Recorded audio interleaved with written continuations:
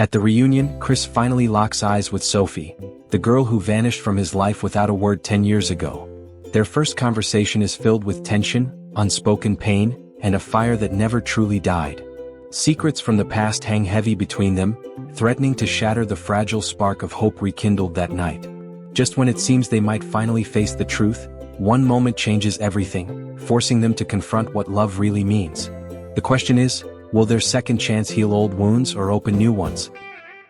Chris sat at the corner of the school hall watching old classmates laugh, hug, and take selfies.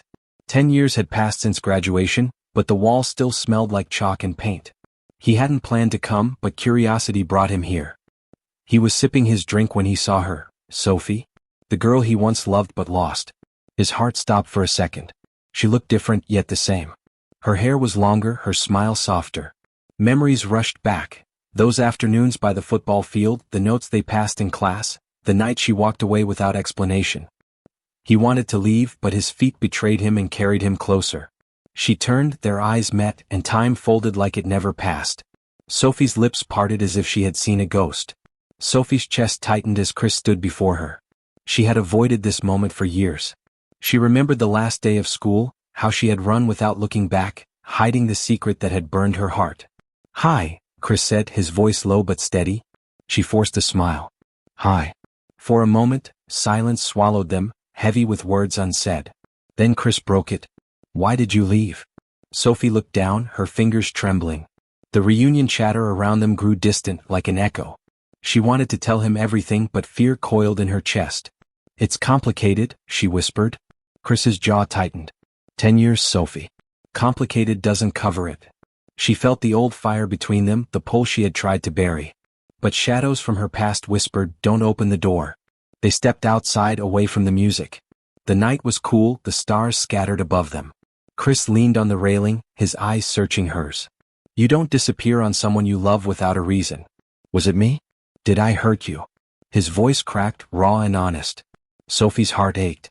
She remembered her father's stern face, his warning, "Stay away from him. He'll ruin you." Back then she was too scared to fight. "It wasn't you," she said, tears stinging her eyes. "It was everything else." Chris exhaled sharply. "You should have trusted me." Sophie wanted to touch his hand, but fear held her back. "Would you have stayed?" she asked softly. He turned to her, eyes blazing. "I would have fought for you."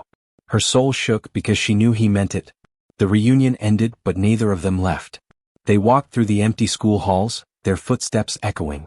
The old classrooms brought back laughter and pain. Chris stopped in front of the music room. "Do you remember?" Sophie nodded, smiling through tears. They had written their dreams on scraps of paper and hidden them under the piano. She reached down and there it was, dusty but still there. She opened hers. "I want to be brave enough to love forever." Chris opened his. "I want to marry Sophie one day." Silence filled the room, heavy with ghosts of promises unkept. Sophie sobbed. "I was so scared, Chris. I let them control me. I thought leaving would protect us." Chris touched her cheek, his voice soft. "You only broke us." For the first time she didn't look away. Morning crept in as they sat on the school steps, exhausted but awake. Sophie leaned on Chris's shoulder, her heart torn between regret and hope. "Do you think we can start again?" she asked. Chris stayed quiet for a moment, his mind battling between the wound of the past and the warmth of now. "I don't know," he said honestly. "But I still want you." Sophie's breath caught. For the first time in 10 years she felt like home wasn't lost. Chris took her hand not as a promise but as a chance. The world outside was waiting, full of doubts and storms, but in that moment they chose to try. The second chance they never thought they'd have had finally begun.